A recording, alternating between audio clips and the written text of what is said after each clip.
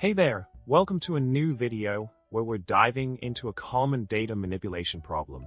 The issue at hand involves combining two data frames of different lengths and columns, causing a bit of a headache for data analysts. The goal is to merge these data frames seamlessly, starting both at index 0 for better organization. Now, let's dig into the solution for this conundrum. By aligning the rows of the two data frames at the same index and then concatenating them horizontally, we can achieve the desired output. The provided code snippet tackles this task effectively.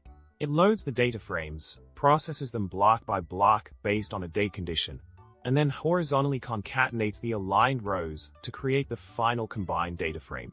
This approach ensures a clean and structured merging of the data. To wrap things up, we've successfully tackled the issue of combining two data frames with varying lengths and columns.